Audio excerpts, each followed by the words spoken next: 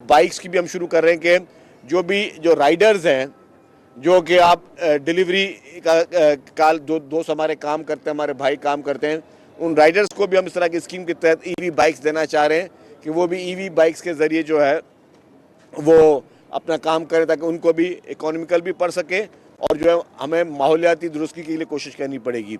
मैं आपको एक बात बता दूं कि ये हुकूमतों की जिम्मेदारी होती है पॉलिसियाँ बनाना। हम कहते हैं कि जी हम बरीउज़्ज़म्मा हैं कि जी माहौलियाती आलूदगी हो गई तो हमारी जिम्मेदारी नहीं, ऐसा नहीं है।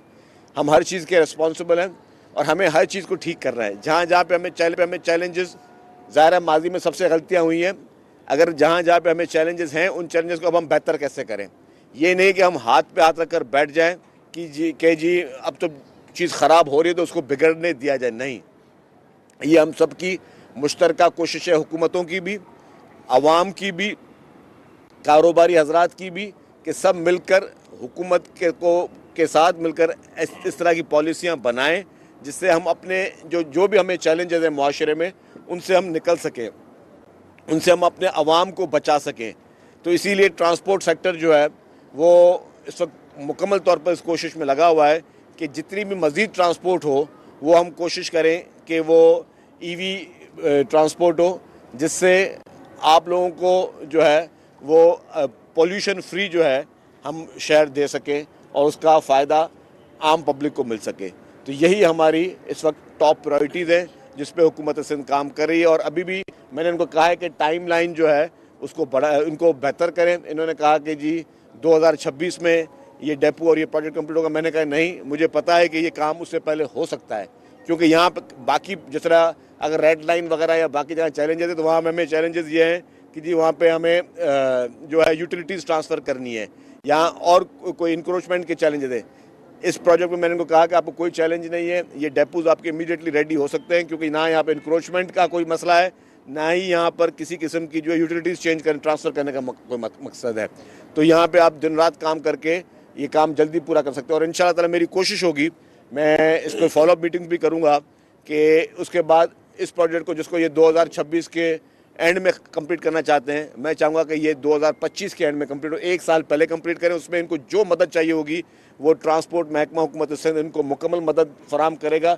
लेकिन हम चाहते हैं कि ये काम जो 2 साल का है वो हम 1 साल में कंप्लीट करके दे सकें, ताकि शहरियों को जल्द से जल्द इस चीज़ का फ़ायदा हो सके। साहब ये बता दीजिएगा कि ये मतलब जैसे आपने बताया कि 1 साल में मुकम्मल होगा, इसका रूट के बारे में थोड़ा सा बता दीजिएगा। और यहाँ पर जो डेपो बन रहा है इसमें एक वक्त में या पहले मरहले में कितनी बसें पार हो सकेंगी? देखिए जी, इनिशियली ये जब डिज़ाइन हुआ था 270 बसेस का था ये डेपो बन रहा था। फिर हमने कहा कि हम इसकी कैपेसिटी बढ़ाएंगे, इसकी पार्किंग की कैपेसिटी बढ़ाएंगे। तो अब इस वक्त ये 340 बसेस के लिए है। लेकिन अभी भी हमने एक और प्रोविज़न दिया है कि एक और छत भी हम इस पर डाल सकते हैं, तो हम ताकि एक ही जगह पे हमारी सारी सहूलतें लोगों को हम प्रोवाइड कर सकें, इसमें मज़ीद भी इन्हांस हो सके। रूट इसका जो है आपको पूरा भी मैं इसमें आपको ब्रीफिंग में पहले भी दे चुका हूँ कि ये जाम सादिक ब्रिज से स्टार्ट होगा और सारा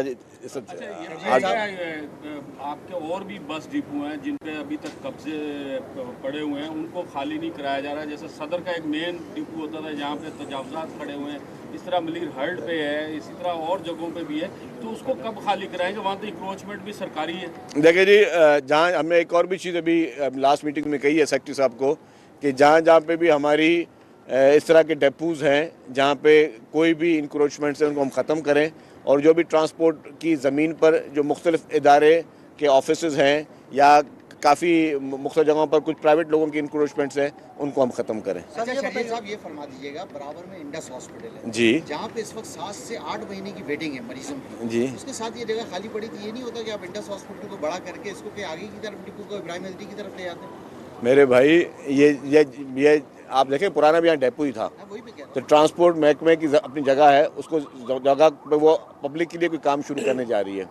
ट्रांसपोर्ट महकमे पे कोई ऐसी चीज़ नहीं शुरू करने जा रही जहाँ पे खुदा न खादा किसी को डिस्टर्बेंस हो। सर ये बताइएगा, पीपल्स बस सर्विस का कोई तोसी कराची में तोसी रूट्स का आगाज़ होने जा रहा है, और सिंध के दीगर अदला में भी पीपल्स बस डिपो के बस सर्विस के हवाले से डिमांड आ रही है। महकमा ट्रांसपोर्ट क्या इकदाम कर रहा है? देखिए जी, बसेस के रूट्स को बढ़ाया जा रहा है। एक तो हम हुकूमत भी नई बसेस जो है वो परचेज़ कर रही है जो कि अप्रैल नेक्स्ट ईयर तक पहुँच जाएंगी।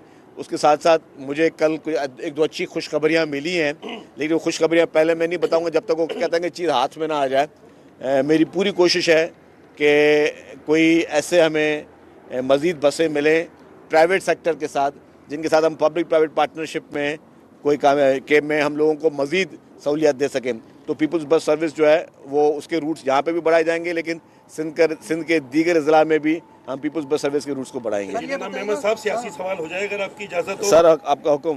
मुशीर हैं ये डोनाल्ड ट्रंप के, उनके रिचर्ड गिरेनल उनका नाम है, उन्हीं ने ट्वीट किया है कि इमरान खान की रिहाई के हवाले से, और उन्होंने एक निजी टीवी चैनल को भी मुतनब्बे किया है कि यूएस एड पे जो आप चल रहे हैं वो चैनल भी यूएस एड जो है वो बंद हो जाएगी। क्या कहना चाहेंगे आप इस हवाले से? देखिए जी, मैं एक बात वाज़ेह कर लूँ कि पाकिस्तान का कोई भी मसला, पाकिस्तान का जो अंदरूनी मामलात हैं उसमें किसी को भी दखल अंदाज देने की मैं समझता हूँ ज़रूरत नहीं है। ना ही हम किसी की अंदरूनी सियासत पे दखल अंदाजी देते हैं, ना हम चाहते हैं कि पाकिस्तान के अंदरूनी मामलात में कोई भी मुल्क जो है वो दखल अंदाजी दे।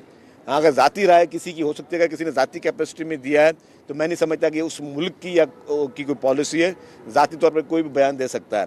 तो अगर उन्होंने अपनी ज़ाती हैसियत में दिया है तो उन्होंने दिया होगा, लेकिन ऑफिशियल पॉलिसी मैं समझता हूँ कि एक समझदार मुल्क कभी भी दूसरे मुल्क के अंदरूनी इशूज़ पे इस तरह का गैर जिम्मेदाराना रवैया नहीं इख्तियार करेगा। बाकी इमरान खान के लिए यस, जो लॉबियस्ट इंटरनेशनली काम कर रहे हैं, जो कि इंटरनेशनल लॉबिंग काम कर रही हैं, उनकी कोशिश यही है कि वो किसी सूरत में अपने इस एजेंट को यहाँ से पिंजरे से बाहर निकालें। और मुझे ये भी कुछ खबरें आ रही हैं कि जो उनका एजेंट है वो इस वक्त अब थोड़ा बहुत वो क्या कहते हैं उतलावा हो रहा है, और वो वहाँ से कोशिश कर रहा है कि कुछ भी हो जाए, डील हो जाए, ढील हो जाए, माफ़ी हो जाए, तलाफ़ी हो जाए, मैं पिंजरे से बाहर निकलूँ। और पिंजरे से बाहर निकालने का जो फ़ैसला है वो अदालतों ने करना है, किसी फ़र्द वाहिद ने नहीं करना।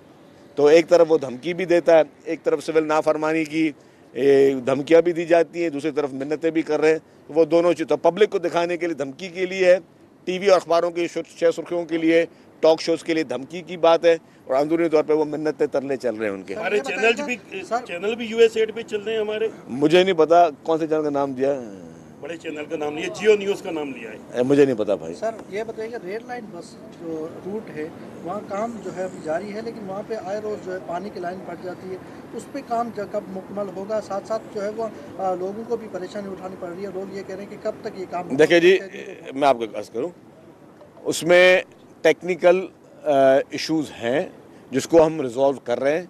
अनफॉर्चुनेटली 8 महीने केयर टेकर की गवर्नमेंट थी, तो उसमें एक ईंट भी वहाँ पे नहीं लगी, काम बंद था।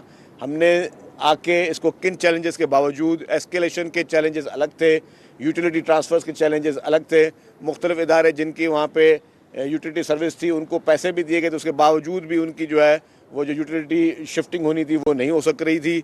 तो बहुत सारे चैलेंजेस, क्योंकि किसी भी शहर के दरमियान चीज़ को बनाना जो है ना वो is a very difficult task, यकीन करें कि मतलब। लेकिन ये बता दूं कि हुकूमत की तरफ से कोई सुस्ती, कोई बदनीयती या खुदा न खास्ता किसी किस्म की वो चीज़ नहीं है। जो भी अच्छी चीज़ बनने में और लगने में थोड़ा वक्त दरकार है। ये state of the art Pakistan की पहली बायोगैस प्लांट पे चलने वाली जो है वो BRT है। थोड़ा वक्त लग रहा है, लेकिन इस वक्त के इस सब हल होगा, इंशाअल्लाह ताला बेहतर होगा। शर्जील साहब ये बता दें, एक तरफ मौलाना फजल रहमान मदारिस वाले बिल पे थोड़ा सा नाराज दिखाई देते हैं, ने धमकी दी है कि हम कभी भी हुकूमत से अलग हो सकते हैं, तो अब इन दोनों का एतहाद हुकूमत के लिए कोई? देखिए जी, मौलाना फजल रहमान साहब की खदशात दूर करने के लिए हुकूमत की कमेटियां उनसे बात कर रही हैं। जहां तक MQM की धमकी की बात है, MQM की धमकी वफा की हुकूमत में ना वफा की हुकूमत को दे रही है, तो वफा की हुकूमत जवाब दे सकती है। हम तो ना वफा की हुकूमत का हिस्सा हैं, ना हम PMLN हैं, और मुझे नहीं लगता कि MQM की धमकी जो है उसको आपने संजीदा लेना चाहिए। गवर्नर की तब्दीली के बारे में क्या कहेंगे शर्जील साहब? जी, गवर्नर की तब्दीली के बारे में क्या कहेंगे?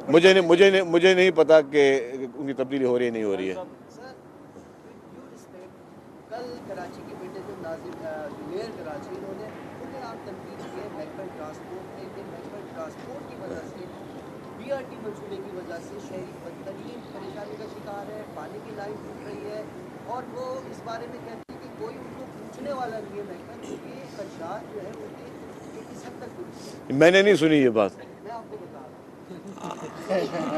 अच्छा, मुझे नहीं पता कि उन्होंने तनकीद की है। देखिए बात ये मुनासिब नहीं है कि मैं उनका अगर तनकीद उन्होंने की तो उसका जवाब मैं मीडिया में दूं, अगर उन्होंने तनकीद की तो फिर उनका जवाब मैं उनके फेस टू फेस दूंगा। आपने लो पास किया है, लेकिन हम देख रहे हैं पब्लिक ट्रांसपोर्ट है वो इतनी खस्ता हाल है, पेट्रोल है और गाड़ियों में सिलेंडर रखे हुए होते हैं उन्होंने, तो उस पर कोई सब कार्रवाई? बिल्कुल, मैं मानता हूँ ये महकमा ट्रांसपोर्ट की बहुत बड़ी कोताही थी। कोताही मानने में कोई बुरी बात नहीं होती है कि अभी तक हमने हमारा देरीना मसला था गाड़ियों की फ़िटनेस का, उस पर हमने कोई सीरियसनेस नहीं ली। लेकिन मैं आपको बता दूं कि बहुत ही सीरियसनेस के साथ इस पर हम लोग रेगुलेशनरी स्टेप्स कुछ ले चुके हैं, कुछ ले रहे हैं। इंशाल्लाह ताला आपको जो है इसमें बेहतरी नज़र आएगी, लेकिन लोग परेशान होंगे जब ट्रांसपोर्ट महकमा जब ये एक्शन लेगा गाड़ियों की फ़िटनेस पे, तो लोगों को परेशानी होगी। उन परेशानी की मैं उनसे एडवांस में माजरत करता हूँ, लेकिन ये बता दूं कि ये जो अभी परेशानी होगी ये आपके लिए और आपके बच्चों के लिए, आइंदा के लिए ये बहुत शुरू हो चुका है। 1 दिसंबर से हमने एक प्रोसेस स्टार्ट कर दिया है। अब मज़ीद हम लोग कुछ चीज़ों को अगर बेहतर करने में लगे हुए हैं। इंशाल्लाह ताला थोड़ा टाइम लगेगा, और क्योंकि ये मैं समझता हूँ कि पिछले 40-50 साल का जो है ना ये एक सिस्टम है जो कि हम ठीक नहीं कर सके, अब ये बेहतर हो जाएगा। Thank you ji.